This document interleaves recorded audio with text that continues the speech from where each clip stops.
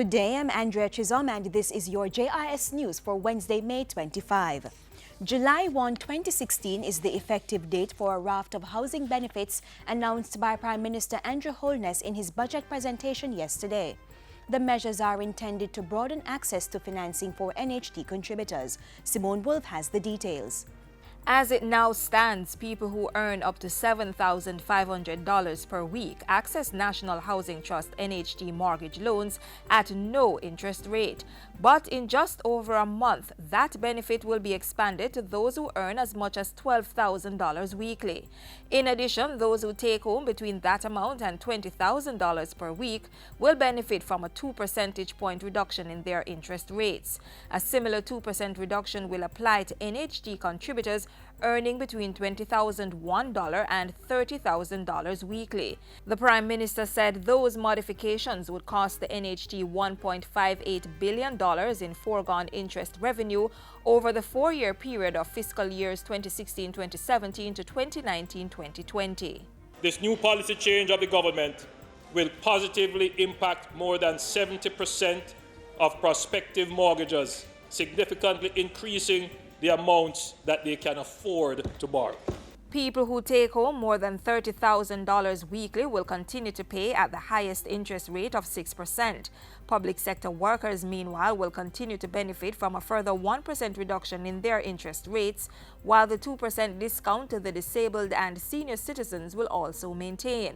Prime Minister Holness also announced that qualified persons would soon be able to receive a $1.5 million home grant from the NHT, up from $1.2 million.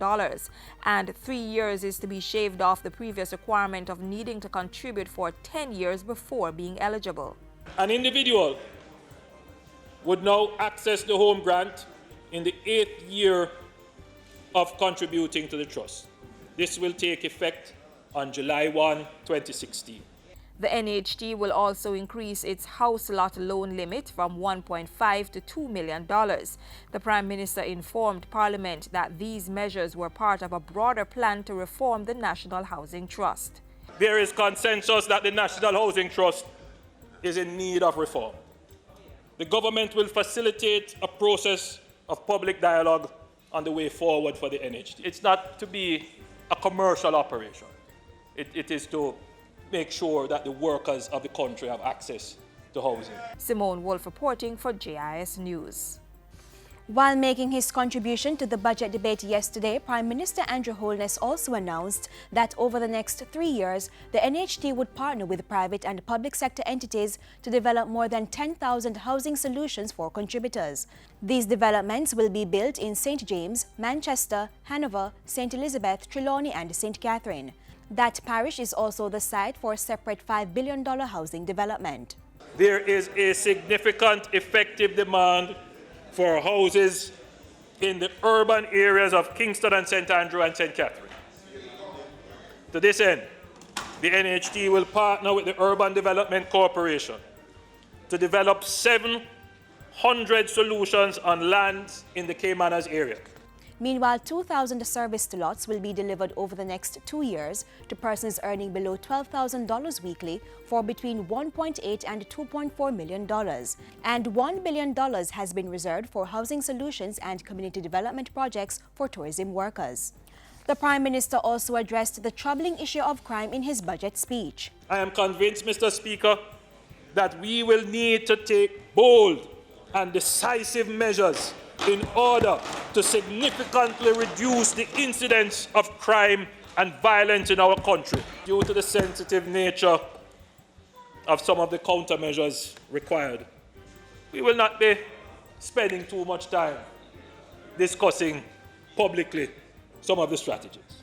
Among the measures announced was the introduction of a special stream within the court system for the prosecution and the trial of murders to greatly expedite the process. In addition, legislation will be amended to introduce mandatory minimum sentences for certain crimes, while the Bail Act will be amended so that persons charged with murder will be ineligible for bail under certain circumstances.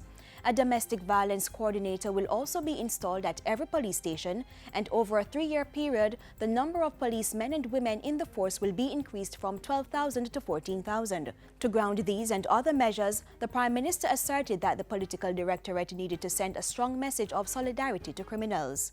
I don't see how we are going to tackle crime if the criminals feel that there is a political divide on the resolve to deal with crime. And I am proposing, Leader of the Opposition and spokesperson on national security, that we somehow have to meet one-on-one and determine how we make a political pact against crime in this country. In other news, the services of the Legal Aid Council are to be expanded. Justice Minister Delroy Chuck says the Citizen Security and Justice Program CSJP has partnered with the council to embark on a mobile justice unit. Not many persons can really go into a lawyer office and access that service. We think that the Legal Aid Council is doing a great job to ensure that the citizens of Jamaica, all the citizens, that none is deprived of legal advice, legal service, and ability to access justice in the courts. Minister Chuck was speaking with JIS News at the Legal Aid Council's recent Justice Fair, which was funded in part by the CSJP. And finally, the Ministry of Health is taking steps towards improving patient access to medication in a more timely, efficient and convenient way. Portfolio Minister Dr. Christopher Tufton says this is to be achieved by partnering with private pharmacies. Frankly speaking, it is possible to have the private pharmacies administer the public drug. It's done under the Drug for Elderly program, it's done under specific programs such as AIDS, medication and so on. So I've asked the NHF, chaired by Mr. Chris Zaka, to immediately convene a sub-unit committee to look at how over the next year or so we can begin to roll out and utilize through some public-private partnership arrangement the public drugs through the private pharmacies. And that's it for JIS News today. I'm Andrea Chisholm. Thank you for watching.